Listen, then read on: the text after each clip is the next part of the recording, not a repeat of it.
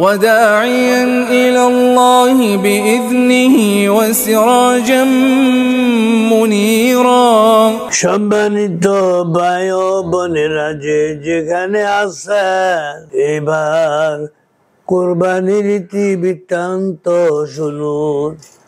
যেহেতু কুরবানি অতি নিকটবর্তী চলে আসতেছে, আমি এই কারণে আপনাদের সম্মুখে কুরবানির ইতি বৃত্তান্ত সম্পর্কে সংক্ষিপ্ত ভাবে আলোচনা করব।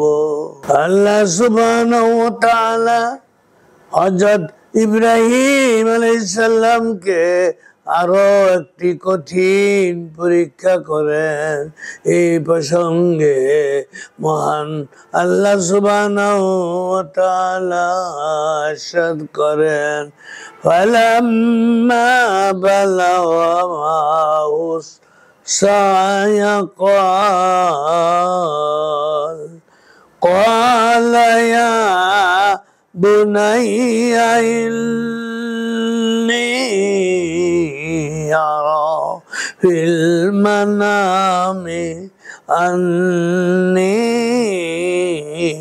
আযবাহুকা ফানজুর মাযা তারা ক্বালা ইয়া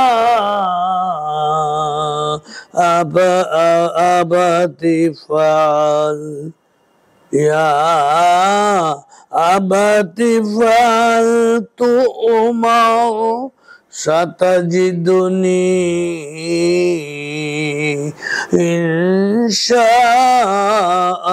ইনশাআল্লাহু মিনাস সাবিরিন। সম্মানিত ভাই বোনেরা, শুনুন কুরবানির সংক্ষিপ্ত ইতিবৃত্তান্ত। আল্লাহ সুবহানাহু ওয়া তাআলা হযরত ইব্রাহিম আলাইহিস সালামকে আরো একটি কঠিন পরীক্ষা করে। এই প্রসঙ্গে মহান আল্লাহ সুবহানাহু ওয়া তাআলা ইরশাদ করেছেন, যা এখন আপনাদের সম্মুখে পেশ করেছি। অর্থাৎ ছেলে যখন পিতার সাথে চলাফেরার বয়স হয়, মতান্তরে নয় 12 বা 13 বছরের হয়, তখন হযরত ইব্রাহিম আলাইহিস সালাম এক রাতে স্বপ্নে দেখেন, তাতে আল্লাহর তরফ থেকে আদেশ করা হচ্ছে, হে ইব্রাহিম, আল্লাহর নামে কুরবানি করো। তিনি সকালে উঠে আল্লাহর নামে 100 বা 200 উট কুরবানি করেন। দ্বিতীয় রাত্রে ওই রূপ স্বপ্ন দেখে পরদিন 100-200 উট আল্লাহর নামে কুরবানি করেন। তৃতীয় রাত্রে আবার স্বপ্নে দেখে তোমার সবচেয়ে প্রাণ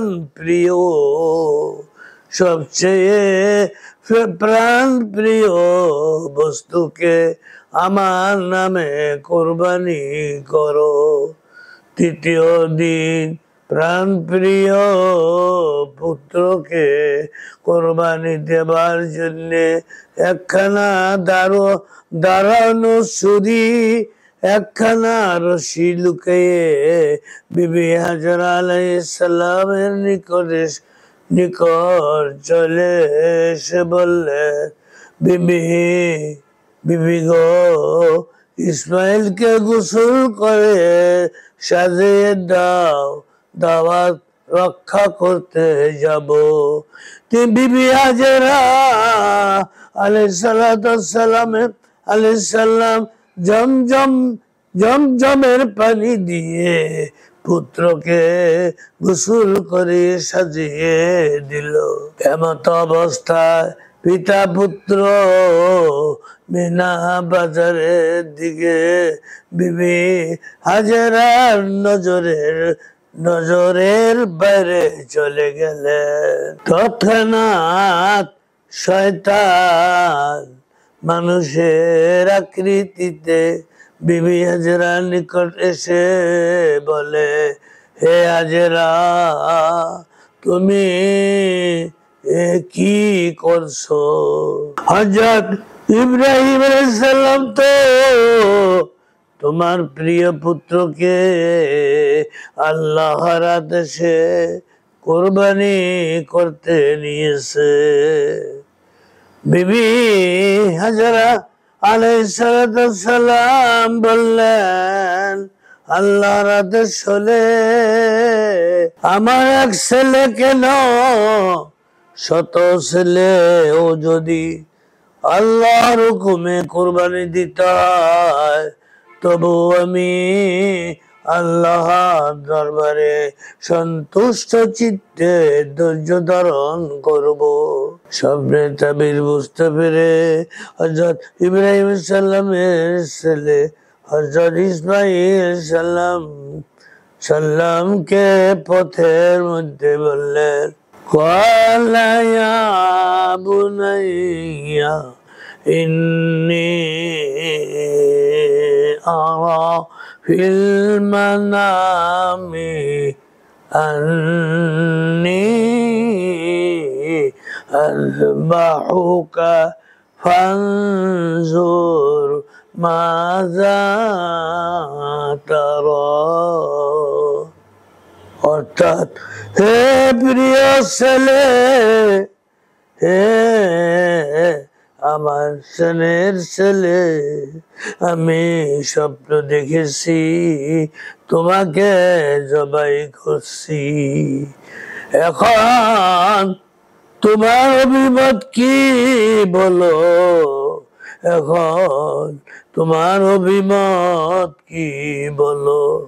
উত্তরে ছেলে বলেছিলেন, ক্বালা ইয়া আবাতি ফাআল মা তু'মার সাতাজিদুনি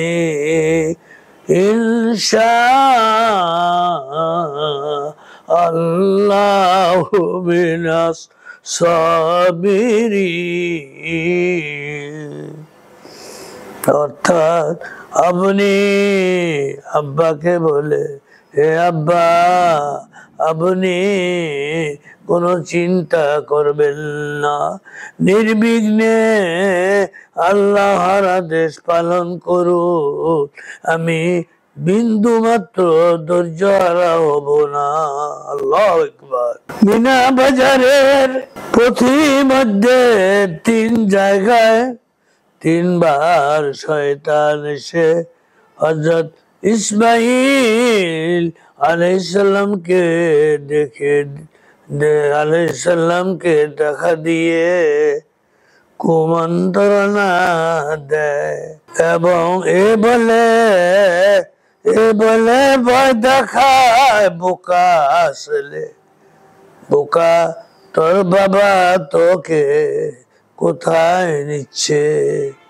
ও বোকা ছেলে, জানোনি তোমার বাবা তোমাকে কোথায় নিয়ে যাচ্ছে? শয়তান এইভাবে বলতে লাগলো। হযরত ইসমাঈল আলাইহিস সালাম পিছন হইতে উচ্চ স্বরে বলে উঠলেন, আব্বাজান, শয়তান এসে আমাকে কুমন্ত্রণা দিচ্ছে এবং ভয় দেখাচ্ছে। হযরত ইব্রাহিম আলাইহিস সালাম এরূপ 3 স্থানে 3 বার 7টি করে পাথর খণ্ড নিক্ষেপ করলেন। সেই 3 স্থানে প্রস্তর নিক্ষেপ করার হুকুম হজ্জের একটি রুকন স্বরূপ কিয়ামত পর্যন্ত জারি থাকবে। অবশেষে মিনা বাজারের অল্প দূরে হযরত ইব্রাহিম আলাইহিস সালাম ও পুত্র ইসমাইল আলাইহিস সালাম উভয়ে একমত প্রকাশ করলেন এবং তাকে জবাই করার জন্য শাহিদ করলেন। আল্লাহু আকবার। অপর বর্ণনায় দেখা যায় যে হযরত ইসমাইল আলাইহিস সালামকে শাহিদ করবে, শাহিদ করার সময় তিনি পিতার নিকট এ ওসিয়ত করেছিলেন যে এক নম্বর সম্মানিতা আম্মার নিকট আমার সালাম পৌঁছাইয়া দিবেন। দুই নম্বরে বললেন আমাকে জবাইয়ের পর আমার রক্ত মাখা জামা কাপড়গুলো আমার আম্মার নিকট জমা দিবেন। তিন নম্বরে বললেন জবাইয়ের সময়ে আমার হাত পা ভালোভাবে বেঁধে দিবেন, কারণ জবাইয়ের সময় আমার প্রতি মায়ার কারণে যদি আপনি আল্লাহর হুকুম হতে বঞ্চিত হন অথবা আমি যদি জানের মায়ায় কোরবানির নিয়ামত হতে নাফরমানি করি তবে উভয় গুনাহগার হয়ে যাব। এই ওসিয়তের পরই কোরবানির কার্যক্রম শুরু হয়ে যায়।